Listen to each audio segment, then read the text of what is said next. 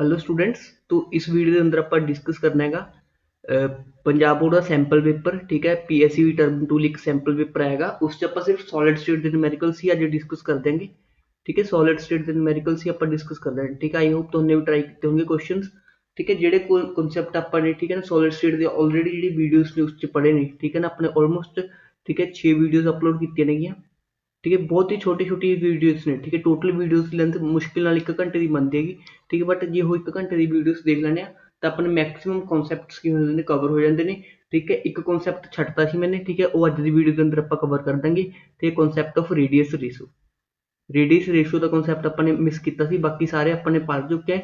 तो उस अंदर तुम देख सकते हो सैंपल पेपर के अंदर एज इट इज तो क्वेश्चन बन जाएंगे। ठीक है, जिस तरह पहला क्वेश्चन है अपने how many number of atoms per unit cell are present in a BCC unit cell. ठीक है, BCC यूनिट सैल के अंदर कितने नंबर ऑफ एटम्स प्रेजेंट होंगे ने। ठीक है, हम अपन पता है BCC स्ट्रक्चर के अंदर एटम्स कितने प्रेजेंट होंगे ने। BCC के अंदर एटम्स कितने प्रेजेंट होंगे ने अपने कॉर्नर्स से प्रेजेंट होंगे ने प्लस बॉडी के सेंटर से प्रेजेंट होंगे ने।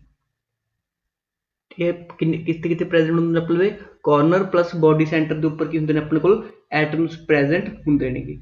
तो अपन पूछेगा how many number of atoms. ठीक है, तो एटम्स कॉर्नर्स से कितने होंगे अपने 8 एटम्स होंगे ने, बट एक का कॉन्ट्रीब्यूशन कितना होंगे 1/8 प्लस बॉडी से एक ही एटम होंगे तो एक का कॉन्ट्रीब्यूशन कितना 1 ते इफेक्टिवली कितना आ जाता 2। ठीक है, BCC के अंदर ठीक है एक यूनिट सेल कितने एटम्स आ गए अपने 2, तो इसका आंसर क्या आ जाना सी अपने 2। ठीक है, कितनी बार मैंने ये लास्ट डिस्कस किया है। ठीक है, ये कॉन्सैप्ट ठीक है एज इट इज तो सैंपल पेपर से है। तो ਤੁਹਾਨੂੰ पेपर 'ਚ ਕੀ ਪੁੱਛ ਸਕਦਾ ਹੈ, ਤੁਹਾਨੂੰ FCC 'ਚ ਪੁੱਛ ਸਕਦਾ ਹੈਗਾ, ਤੁਹਾਨੂੰ SCC ਦਾ ਪੁੱਛ ਸਕਦਾ ਹੈਗਾ। ਠੀਕ ਹੈ, ਤੁਹਾਨੂੰ ECC ਦਾ ਪੁੱਛ ਸਕਦਾ ਹੈਗਾ। ਠੀਕ ਹੈ, ਉਹ ਆਪਾਂ ਨੇ ਸਾਰੇ ਆਲਰੇਡੀ डिटेल के अंदर वीडियोस डिस्कस कर रखे ने। ठीक है, आई होप ਤੁਹਾਨੂੰ ਇਹ कॉन्सैप्ट क्लीयर होगा। ਹੁਣ ਅੱਗੇ ਦੇਖਦੇ ਆਪਾਂ। ठीक है, अगला क्वेश्चन हाँ अगला क्वेश्चन देखो, क्वेश्चन नंबर 7। ठीक है, आई होप ਤੁਹਾਨੂੰ दिख रहा होगा। ठीक है, इसमें ਆਪਾਂ थोड़ा बड़ा करने की कोशिश करते हैं। चलो छोड़ो, देखो ये क्वेश्चन की कहता अपन लवे। ठीक है, NaCl है। ठीक है, स्ट्रक्चर है अपन लवे। ठीक है, कटाइन का रेडियस दिता है तो what is the maximum value of radius of anion. ठीक है, अनाइन की मैक्सिमम रेडियस की वैल्यू ही पूछी अपन लवे। हूँ अपना कॉन्सैप्ट डिस्कस करते पहले रेडियस रेशियो का, उस तो बाद देखा क्वेश्चन किस तरह सॉल्व करना होता है। ठीक है, रेडियस रेशियो का मतलब की होंगे अपन लवे। ठीक है, रेडियस रेशियो का मतलब की होंगे पहले आप डिस्कस करते हैं। ठीक है, रेडियस रेशियो की होंगी अपन लवे रेडियस रेशियो। ठीक है, रेडियस रेशियो आप डिफाइन करते हैं रेडियस ऑफ कटाइन। ठीक है, रेडियस रेशियो की होंगी अपने radius ratio is equal to radius of cation. ठीक है, कटाइन की अपने positively charge species and radius of anion. ठीक है, तो रेडियस रेशियो का की फॉर्मूला बन गया अपने radius of cation divided by radius of anion. ठीक है, इसमें लैंग्वेज भी लिख देना radius of cation divided by radius of anion divided by radius of anion. ठीक है, एक ही हो गया अपने फॉर्मूला हो गया रेडियस रेशियो का। हूँ अपने कुछ रेडियस रेशियोस की वैल्यू याद रखनी नहीं, जिस तरह अपने को जी रेडियस वैल्यू रेशियो की वैल्यू होंगी है। ठीक है, 0.225 तो लैके ठीक है रेडियस रेशियो की वैल्यू होंगी अपने ठीक है 0.414 तक। ठीक है, किस तरह सिस्टम ली टैट्राहेड्रल सिस्टम ली। ठीक है, टैट्राहेड्रल सिस्टम ली ये अपने रेडियस रेशियो होंगी है। ठीक है, इसके एग्जाम्पल्स याद रखियो कि होंगे सिर्फ 3 ही एग्जाम्पल होंगे अपने। ठीक है, ये याद रख लेने। तो एक होगा अपने ZnS, एक होगा अपने Na2O, तो एक होंगे अपने एग्जाम्पल CaF2। ठीक है, ये वाला स्ट्रक्चर। ठीक है, अगर जी वैल्यू याद रखनी है 0.4142। ठीक है, radius of cation to radius of anion 0.732। ठीक है, 0.4142 0.732 इस तरह सिस्टम किस तरह से अपने ऑक्टाहेड्रल। ठीक है, ऑक्टाहेड्रल। ठीक है, इसका एक ही एक एग्जांपल अपन याद रखना है NaCl। ठीक है, एग्जांपल भी याद रखियो। ठीक है ना, NaCl आया तो अपने रेडियस रेशियो इस विच होगी। ठीक है, ZnS Na2O CaF2 आया तो रेडियस रेशियो इन्हां विच होगी। ठीक है, तो तीजी आंदी अपने 0.732 तो लैके अपने लवे 1 ਦੇ ਵਿੱਚ। ठीक है, इस तरह की ਜਿਹੜੇ अपने सिस्टम ਦਾ क्यूबिकल सिस्टम ਹੁੰਦਾ है। तो इसकी एक एग्जाम्पल तुहानू याद रखनी है सीजियम क्लोराइड।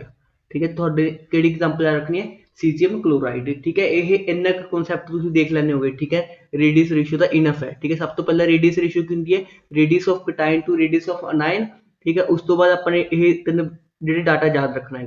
ठीक है जी, अगर अपनी वैल्यू 0.225 ਤੋਂ 0.414 ਆਉਂਦੀ ਹੈ ਤਾਂ ਟੈਟਰਾहेड्रल वॉइड ਹੁੰਦੀ ਹੈ ਤੇ ਉਸ ਦੇ ਤਿੰਨ ਐਗਜ਼ਾਮਪਲ ਯਾਦ ਰੱਖਣੇ ਨੇ ZnS Na2O। ठीक है, CaF2। ठीक है, Na2O ਕੀ ਹੁੰਦਾ ਐਂਟੀ ਫਲੋਰਾਈਡ ਹੁੰਦਾ, CaF2 ਕੀ ਹੁੰਦਾ ਫਲੋਰਾਈਡ ਹੁੰਦਾ, ZnS ਕੀ ਹੁੰਦਾ जिंक ਬਲੈਂਡ ਹੁੰਦਾ। ठीक है, ਉਹ ਕੀ ਹੁੰਦਾ ਆਪਾਂ ਡਿਸਕਸ ਨਹੀਂ ਕਰਨੇ, ਬਸ ਆਪਾਂ ਨੂੰ ਇਹ ਵੈਲਿਊਜ਼ ਪਤਾ ਹੋਣ ਚਾਹੀਦੇ ਨੇ। ਹੁਣ ਆਪਾਂ ਕੁਐਸਚਨ ਦੇਖਦੇ ਹਾਂ, ਕੁਐਸਚਨ 'ਚ ਕਿਹੜਾ ਆਪਾਂ ਨੂੰ ਸਿਸਟਮ ਦਿੱਤਾ ਆਪਾਂ ਨੂੰ।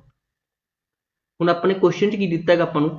ठीक है, a solid A B has NaCl structure भी NaCl स्ट्रक्चर हैगा। ਹੁਣ NaCl स्ट्रक्चर ਲਈ ਆਪਾਂ ਨੂੰ ठीक है NaCl ਲਈ ਵੈਲਿਊਜ਼ ਕੀ ਦੱਸੀਆਂ ਨੇ ਮੈਨੇ ਰੇਡੀਅਸ ਰੇਸ਼ੀਓ ਦੀਆਂ। ठीक है, 0.414। ठीक है, तो ਕਿਹਦੇ ਵਿਚਕਾਰ 0.732 ਵਿਚਕਾਰ। ठीक है, ਤੇ ਹੁਣ ਆਪਾਂ ਨੂੰ ਕਟਾਇਨ ਦੀ ਵੈਲਿਊ ਦਿੱਤੀ मतलब ठीक है radius of cation to radius of anion ਹੁੰਦਾ ਕੀ ਹੁੰਦਾ ਆਪਣਾ रेडियस रेशियो। ठीक है, ਆਪਾਂ ਨੂੰ ਕਟਾਇਨ ਦੀ ਵੈਲਿਊ ਦਿੱਤੀ ਤੇ ਅਨਾਇਨ ਦੀ ਵੈਲਿਊ ਪੁੱਛੀ ਹੈ कैलकुलेटर मैक्सिमम। ठीक है, मैक्सिमम पूछा बई हुण आपां नूं मैक्सिमम करन लई। ठीक है, हुण मैक्सिमम वैल्यू पूछी आपां नूं किस दी आर नैगेटिव दी। ठीक है, आर नैगेटिव दी मैक्सिमम वैल्यू कदों होगी जदों रेडियस रेशियो की होगी मिनिमम होगी। ठीक है ना, रेसिप्रोकल रिलेशन नहीं। ठीक है, तो आपां किहड़ी वैल्यू लवांगे 0.414 लवांगे जां 0.732 लवांगे, यह आप तुसीं दसना मैनूं।